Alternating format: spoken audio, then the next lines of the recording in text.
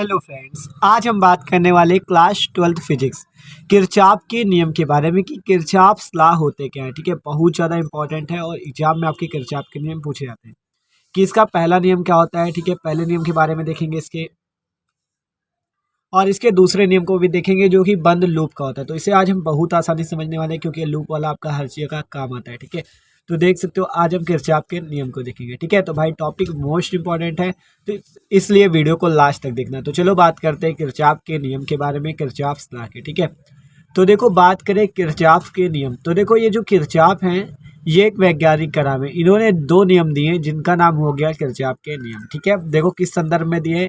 कह रहा किरचॉफ ने सन 1842 ईस्वी में दो नियम दिए जिनकी सहायता से हम किसी भी जटिल परिपथ के विभिन्न चालकों के बीच धारा का वितरण ज्ञात कर सकते हैं।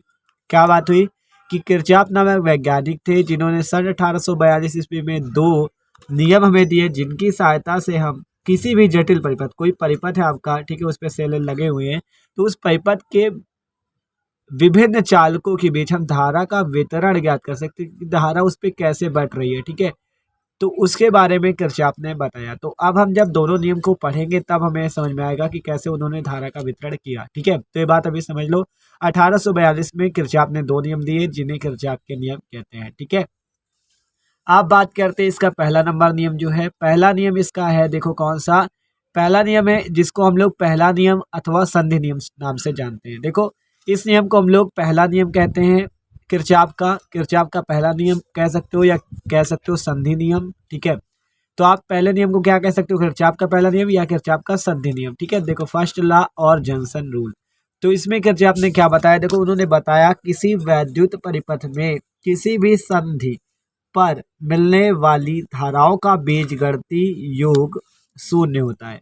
क्या बताया, किसी भी वैद्युत परिपथ में किसी भी संधि पर, मतलब कोई वैद्युत परिपथ है उस पे कोई संधि है, ठीक है, जिस पे धारा आके मिल रही है। ठीक है, धारा आके मिल रही है। ठीक है, तो जो धारा मिल रही है उन पर धाराओं का जो बीजगणितीय योग होगा वो कितना होगा, 0 होगा, शून्य होगा। ठीक है, उन धाराओं का बीजगणितीय योग जो होगा शून्य होगा। अभी केवल थ्योरी पढ़ो, अभी आगे समझाएंगे कैसे उनका बीजगणितीय योग शून्य होता है। ठीक है, अभी केवल थ्योरी पढ़ो। कह रहा है किसी वैद्युत परिपथ में किसी भी संधि पर मिलने वाली धाराओं का बीजगणितीय योग अलजेब्रिक सम क्या होता है, शून्य होता है। मतलब देख सकते हो किस टाइप से इसका गणितीय रूप कैसे लिख सकते हो आप, सिग्मा आई इक्वल टू 0, जहाँ पे सिग्मा लगा होता है उसका मतलब उसके सारे पदों को हमने जोड़ दिया। ठीक है, केवल आई होता है तो वो केवल आई होता है, लेकिन सिग्मा आई का मतलब I1 + I2 + I3 ऐसे। ठीक है, ये है सिग्मा, तो सिग्मा इक्वल टू 0।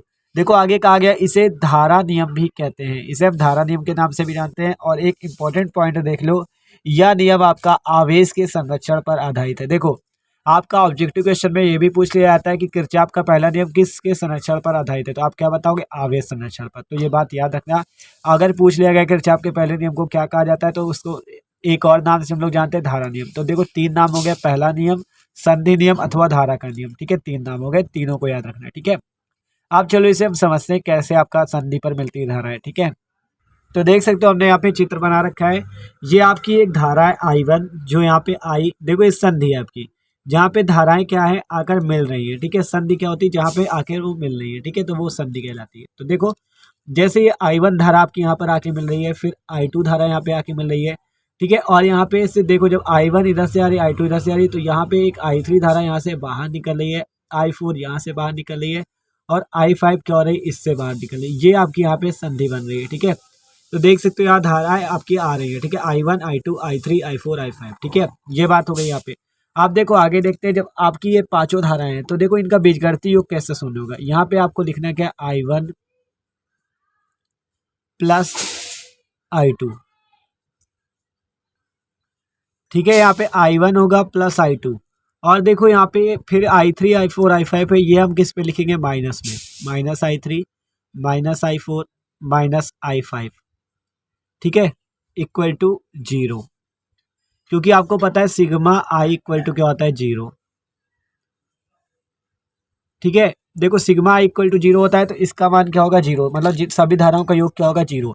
यहाँ पे हमने निगेटिव चिन्ह क्यों लगाया ये बताते हैं आपको। देखो यहाँ पे I1 जो है, अगर बात करें जो संधि है आपकी, इस पे आपको I1 की दिशा क्या लग रही है, चिन्ह परिपाटी के अनुसार होती है। देखो ये I1 यहाँ पे आ रही है इसलिए इसका प्लस चिन्ह पे, और देख सकते हो यहाँ संधि से क्या हो रही है I3 I4 I5 ये दूर जा रही है, इस कारण से इसका चिन्ह निगेटिव हमने लिया हुआ है। ठीक है, देख सकते हो यहाँ पे इस संधि पर क्या है I1 और I2 आ रही है, इस कारण से इसका चिन्ह पॉजिटिव है, और यहाँ से ये दो तीनों बाहर जा रही है, इस संधि से दूर जा रही है इसलिए इसका चिन्ह निगेटिव। तो I1 plus I2 minus I3 minus I4 minus I5 equal to 0 हो गया। ठीक है, अब यहाँ पे आगे क्या हो जाएगा, देखो I1 plus I2 equal to, देखो ये माइनस वाली उधर भेज दो तो क्या हो जाएगा, प्लस की हो जाएंगी, I3 प्लस का I4 प्लस का I5।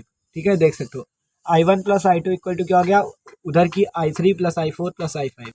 ठीक है, तो देख सकते हो I1 plus I2 equal to क्या हो गया, I3 plus I4 plus I5, और बीजगणितीय योग का मतलब समझ गए ना, इन सब का योग इक्वल टू क्या होगा, 0। देखो I1 प्लस I2, यहाँ पे I3 I4 I5 जुड़ना चाहिए, लेकिन यहाँ पे हम देख क्या रहे हैं कि ये तीनों यहाँ से क्या हो रही है, दूर जा रही है। ठीक है, दूर जा रही है, इस कारण से इनका चिन्ह निगेटिव आ गया, तो इनका योग क्या हुआ, 0। अब जब 0 हुआ, निगेटिव वाली हमने उधर भेज दी तो ये हुआ पॉजिटिव। ठीक है, अब हम यहाँ से क्या लिख सकते हैं कि संधि से दूर जाने वाली, आप देखो यहाँ पर से एक पॉइंट क्या बनेगा कि संधि की ओर आने वाली धारा है, देखो I1 क्या है और I2 क्या है, संधि की ओर आ रही है, तो संधि की ओर आने वाली धाराओं का बीजगणितीय योग बराबर होता है संधि से दूर जाने वाली धाराओं के बीजगणितीय योग के। देख सकते हो ये दूर जाने वाली धाराएं हैं I3 I4 I5, और I1 I2 क्या है, इसकी ओर आने वाली। तो आपको यहाँ पे एक पॉइंट लिखना है कि संधि की ओर आने वाली धाराओं का बीजगणितीय योग संधि से दूर जाने वाली धाराओं के बीजगणितीय योग के बराबर होता है। और किरचॉफ का फर्स्ट लॉ क्या है कि सभी धाराओं का बीजगणितीय योग शून्य होता है। देख सकते हो सिग्मा इक्वल टू 0। और दूसरी बात हमने क्या जानी, यह नियम आवेश संरक्षण पर आधारित है। ठीक है, इस पे ना तो आवेश संचय होता है और ना ही इससे आवेश कोई हटाया जाता है। ठीक है, आवेश संरक्षण पर आधारित है। तीसरी बात क्या है कि ये धारा का नियम कहलाता है, इसका दूसरा नाम क्या है, धारा का नियम। ठीक है, ये नाम भी इसका याद रखना है। ठीक है, देख सकते हो ये था इसका फर्स्ट लॉ, तो समझ में आ गया होगा इस पे क्या था आपका कि किसी वैद्युत परिपथ में किसी भी संधि पर मिलने वाली धाराओं का बीजगणितीय योग शून्य होता है, सिग्मा इक्वल टू 0। ठीक है, ठीक है, तो देख सकते हो इन धाराओं का बीजगणितीय योग क्या हो गया, शून्य। ठीक है, फिर आपका हमें पता चला कि संधि की ओर आने वाली धाराओं का बीजगणितीय योग संधि से दूर जाने वाली धाराओं के बीजगणितीय योग के बराबर होता है। अगला नियम अब देखते हैं, दूसरा नियम अथवा पास का नियम, सेकेंड लॉ और लूप रूल। ठीक है, तो देखो किसी परिपथ में प्रत्येक बंद पास के विभिन्न खंडों में बहने वाली धाराओं तथा संगत प्रतिरोधों के गुणनफलों का बीजगणितीय योग उस पास में लगने वाले विद्युत वाहक बल के बीजगणितीय योग के बराबर होता है। ये आपका सेकंड लॉ है। ठीक है, देखो अब इसे चित्र से समझते हैं। तो कह रहा है पहले किसी परिपथ में प्रत्येक बंद पास क्या होता है, ये देख सकते हो एक बंद पास ये है आपका, ये आपका यहाँ से यहाँ तक, देखो ये वाला जो दिख रहा है आपको ये वाला। ठीक है, ये आपका क्या है, एक बंद पास है, एक बंद पास आपका ये पूरा, ये यहाँ से यहाँ तक, ये वाला बंद पास ये ऐसे है। ठीक है, ये और ये वाला ये। ठीक है, ये पहला बंद पास, ये दूसरा बंद पास। तो कह रहा है किसी परिपथ, ये एक परिपथ है आपका, पता है आपको परिपथ एक सर्किट है जिसपे दो बंद पास, एक बंद पास ये, एक बंद पास ये। ठीक है, या बंद पास या लूप। ठीक है, तो किसी परिपथ में प्रत्येक बंद पास के विभिन्न खंडों में बहने वाली धाराओं तथा संगत प्रतिरोध, जो बहने वाली इनमें जितनी धाराएं जैसे I1 I2 है और तथा संगत प्रतिरोध R1 R2 है। ठीक है, संगत प्रतिरोधों के गुणनफलों का बीजगणितीय योग उस पास में लगने वाले विद्युत वाहक बल, देखो विद्युत वाहक बल ये E2 लग रहा है यहाँ पे, विद्युत वाहक बल यहाँ पे E1 लग रहा है, बीजगणितीय योग के बराबर होता है। मतलब कि देखो कहा गया कि धाराओं का बीजगणितीय योग तथा प्रतिरोधों के बीजगणितीय योग का गुणनफल, देखो बीजगणितीय योग कैसे बनाते हैं हम लोग, सिग्मा लगा दो तो बीजगणितीय योग हो जाता है। तो सिग्मा और क्या किसका गुणनफल, बहने वाली धाराओं का गुणनफल और प्रतिरोध का, तो I इंटू आर, तो sigma I R equal to क्या होता है, विद्युत वाहक बल के बराबर सिग्मा आई आर बराबर क्या होता है, सिग्मा ई के। ठीक है, तो अब हम उसे चित्र के माध्यम से समझेंगे कैसे आपका sigma I R equal to sigma E होता है। आप देखो किरचॉफ के हिसाब से चिन्ह परिपाटी होती है और उसी से हम यहाँ पे बंद पास पे धाराएं निकाल पाएंगे। देखो आपको एक चीज याद रखना है कि अगर आप धारा की दिशा में चलोगे तो आपको चिन्ह रखना है पॉजिटिव, और अगर धारा की विपरीत दिशा में चलोगे, विपरीत, तो आपको चिन्ह रखना है निगेटिव। ठीक है, अभी देखो ये समझ में आएगा क्या कह रहे हैं हम लोग। आपको देखो पहले इनका नाम रख लेते, मान लो ए बी यहाँ पे रख दो। ठीक है, इनका नाम रख देते, मान लो सी डी ई एफ। ठीक है, इस नाम रखने से आसान हो जाएगा। देखो अभी कैसे बताते हैं। अब हम ऊपर वाला लूप ले रहे हैं लूप नंबर 1 से, तो यहाँ पे लिखो लूप 1 से। लूप 1 में क्या लगाने पर, किरचॉफ का नियम लगाने पर। ठीक है, लूप 1 में किरचॉफ का नियम लगाने पर। तो देखो क्या होगा यहाँ पर से, अब हम ऐसे चल रहे हैं, देख सकते हो लूप आपका ऐसे है ये, ठीक है ये। तो हम यहाँ से चल रहे हैं, देखो जब यहाँ से चलेंगे तो देखो आपको पहले कौन मिलेगा, यहाँ से जाने पे ये ऊपर जा रहे हैं ऐसे। अब देखो आपको यहाँ पे कौन मिला, R1, तो आपको सिंपल लिखना है क्या, R1, ठीक है। यहाँ पे क्या लिखोगे, R1, ठीक है।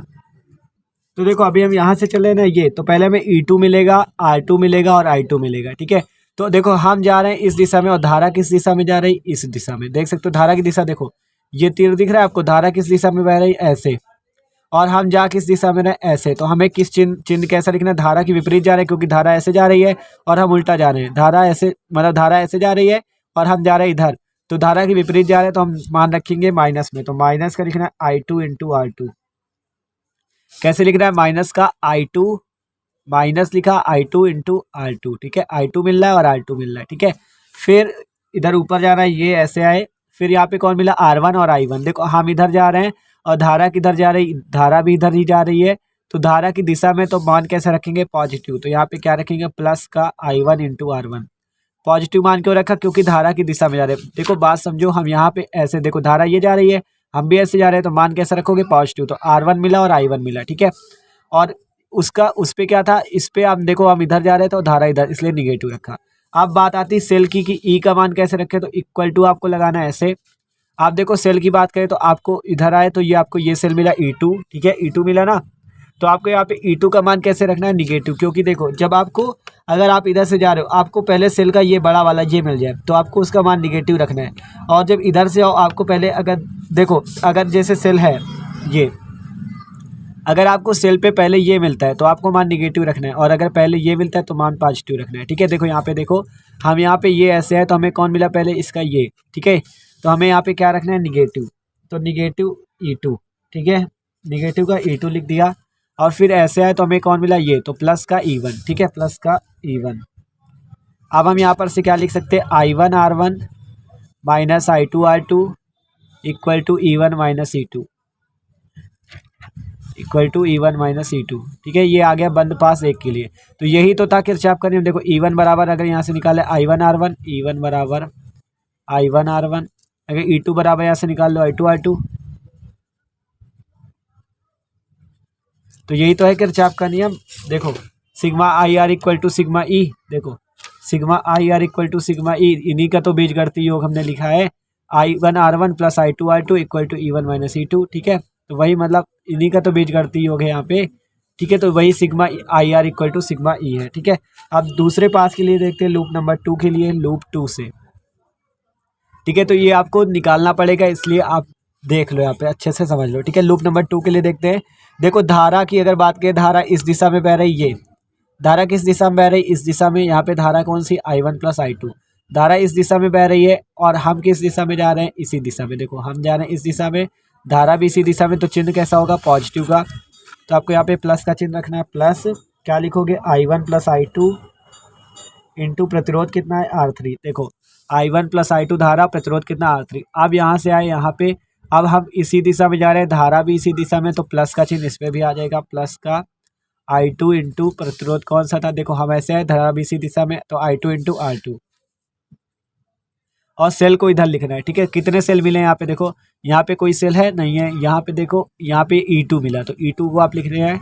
देखो जब इधर से आ रहे हैं तो हमें कौन सा भाग मिला पहले, इसका ये छोटा वाला, तो छोटा वाला मिला तो हमें कौन सा चिन्ह रखना है, प्लस का। अगर बड़ा मिलता तो हम कैसा रखते, निगेटिव। देखो उस पर क्या था, उधर से आए तो हमें पहले कौन मिला था, ये, तो इसलिए हमने निगेटिव रखा।